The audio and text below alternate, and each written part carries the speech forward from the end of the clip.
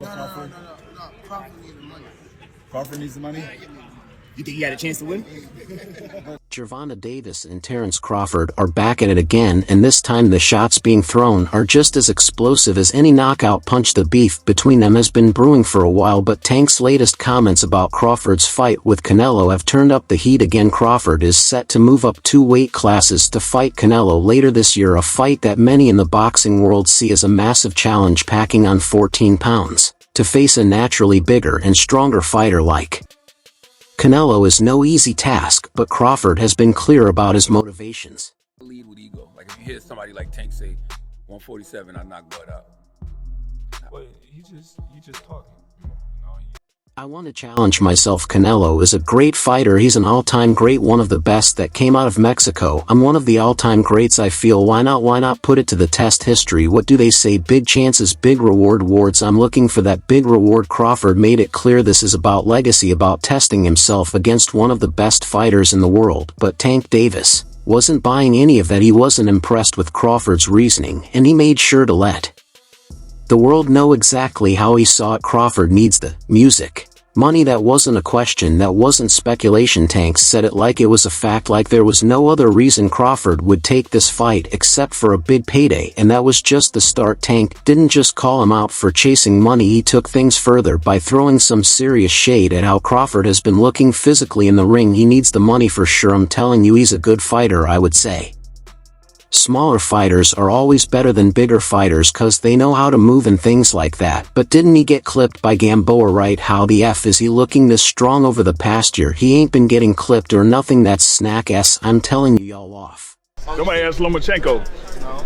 Right. Turkey said he got your 2 Ferraris ready. What you think about that?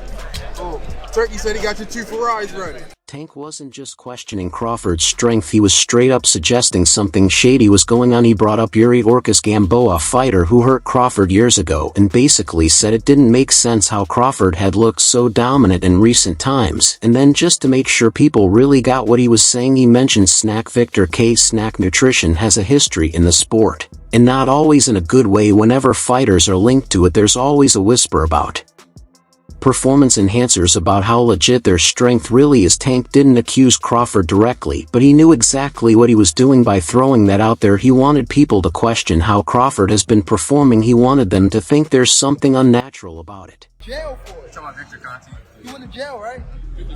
And yeah.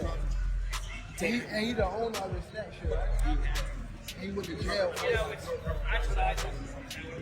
And I was like, you see it, I don't want to go out of that bucket, but you see it. Crawford wasn't going to let that slide. He came back just as hard, and he went straight for Tank's ego. Why is he talking like he's the greatest in the sport? Little dude hasn't even fought no one. The fans know it, we know it. Crawford wasn't just responding, he was reminding everyone that Tank hasn't faced the kind of opposition that he has, because as much as Tank is one of the biggest names in boxing, the biggest criticism against him has always been about his opponents. He hasn't fought Devin Haney. He hasn't fought Shakur Stevenson. He hasn't fought Vasily Lomachenko. People have been calling him out for it for years, and Crawford made sure to hit that spot directly. What champ? Come on, man. Tell me what belt. You know boxing. You forgot Devin Haney is undisputed. Devin Haney got all the belts. He the champ. Nobody else the champ. I'm going to come up here where the big boys at. And he didn't stop there. He took things even further, making it clear that Tank hasn't been tested the way he has. The only way Tank will learn his lesson is if he gets dropped by his opponent. Crawford wasn't just talking about fights, he was talking about humbling experiences, about the fact that Tank has never been in a fight where he's had to really dig deep, where he's been in serious trouble. Crawford, on the other hand, has fought killers. He's been hurt, he's battled through tough moments, and he's come out on top. But Tank Crawford doesn't see the same kind of adversity in his career, and to push his point even further, he threw his support behind Lamont Roach. The man Tank is set to fight next, the guy he's fighting, Lamont, that's a fighter who has more balls than he will ever have. He can be like all the other fighters that moving up 2 weight classes and, daring to be great. You would fight him. Man, tell him to come up there. He got to come to win 54. He said I got a glass chin. So tell him come and touch it. Wow. Man. Crawford didn't just praise Roach, he used him as a way to call out Tank's entire approach to boxing. He was saying that Roach, a guy with far less fame and far fewer big paydays, is more willing to take risks than Tank has ever been, and that's a shot that cuts deep, because if there's one thing Tank doesn't want to be seen as, it's a fighter who plays it safe. According to Terence, Lamont, Roach is not picking opponents like Tank does, so Tank shouldn't tell anyone that they're after the money. Right? I know we last talked Big Bro first to Tank, right? And then, or is it whoever? I told Tank. Tank know what's up. You know what I mean? He know what he up against when he fights Shakur or Keyshawn. You know what I mean? He want to fight these guys that everybody in the world know that ain't gonna give him no fight.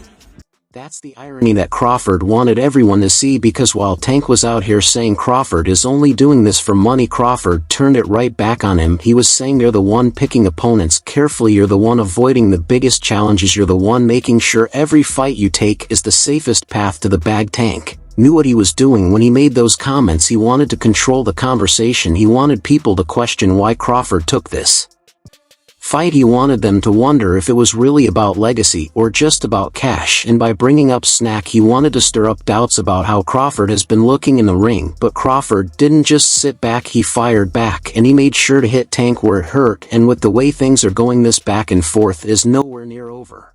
I got a question for you, Tank. At 147, how does a fight with you and Terence Crawford look? 147?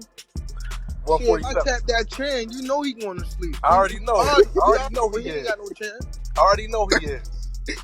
Tank has never been one to follow the crowd. While other boxing stars are chasing massive paydays in Saudi Arabia, Tank is standing firm in the US, refusing to let the sport be controlled by outsiders who, in his words, don't know nothing about the sport he's watching. As some of the biggest names, Crawford, Canelo, Ben Aids, are signing deals and flying across the world to fight under Turkey Al Sheikh's banner, but Tank, he's not interested. He's got his own empire to build, and he's not about to let someone else dictate how he moves. For Davis, it's not just about the money, it's about the integrity of the sport. And after seeing what happened during the recent Saudi Arabia card, he's more convinced than ever that he made the right decision to stay put. You guys saw the guy Al Sheikh looked at the scorecards. That's not just an offhand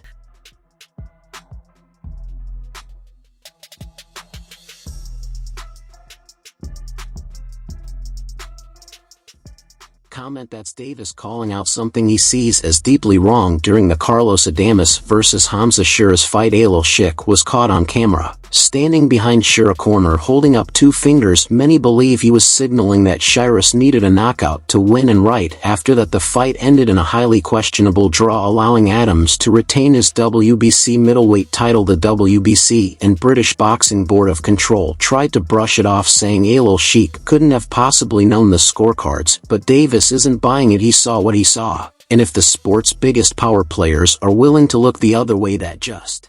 Are you just not interested in fighting over there? It's not that, but they came at me wrong the first time they ever came at me, which they said I will fight Devin, and then when he was saying like Devin was his guy, so I'm like, if Devin your guy, y'all gotta pay